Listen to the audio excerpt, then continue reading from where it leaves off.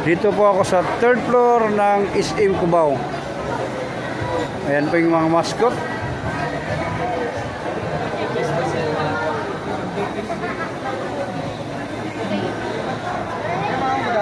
Yan ang mga mascot po yan.